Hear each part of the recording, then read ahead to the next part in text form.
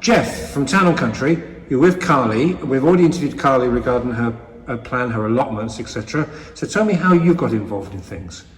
Through a mutual friend, Lisa, wasn't it?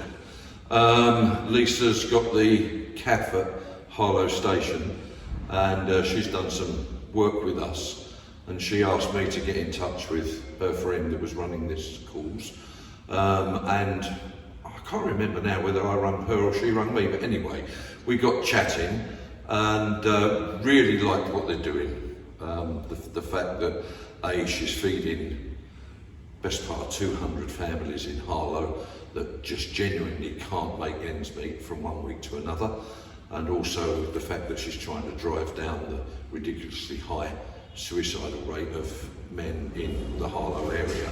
So we asked her to come up to the office, which you did last week, and we've decided to throw ourselves behind it, become a sponsor of A Meal for Free with Love, and we're going to be doing what we can. We're getting loads of advertising up around the town back end of this week, advertising the charity to try and get more recognition for it that way, and we're also sponsoring the allotments that Carly's frantically clearing for people to come along and be able to learn to grow their stuff and help feed their families. Brilliant. And Carly, just take us back, because a few months ago we came round to your house and the back end of the house, your garden, but now, as what Jeff is referring to, seems to be a phase 2. Can you tell us a little bit about that? Well, basically I came up with a business plan and thought I could take this further and make it better.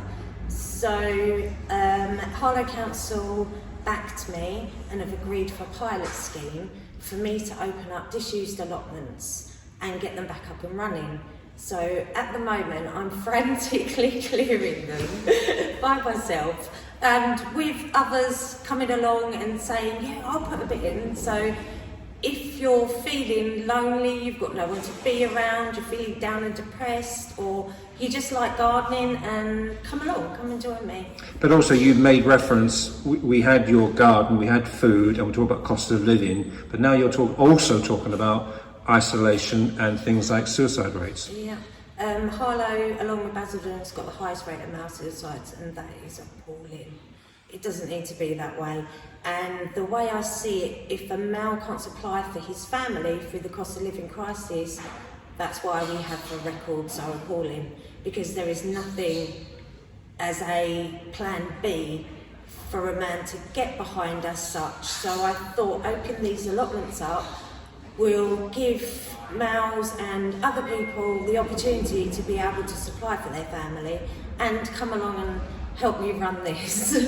So you mentioned what help, and you must be very grateful for the help you're getting from Town and Country. Yeah, definitely. Loads of help.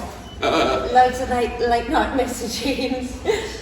But definitely helping me along the way. And yeah, I can't thank you enough. You're welcome. It's a fantastic cause. It really is. I think that it's a cause that I want to see the residents of Harlow get behind. I mean, we all know that there's lots of very good causes out there for all sorts of things. But anybody really, what I would ask people to do is to go onto Facebook and look at the videos that Carly puts online of her clearing these allotments all on her own.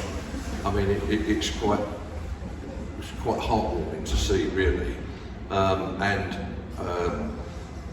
People also have to understand, and whether she wants me to say it or not, I will say it, is that Carly actually isn't a well woman. Carly suffers with multiple sclerosis and lupus. And lupus is very, very close to my heart because my partner is a lupus sufferer, so I know all about that. And then she's got MS on top. And yet she's out there, all weathers, almost morning to night, clearing these jungles.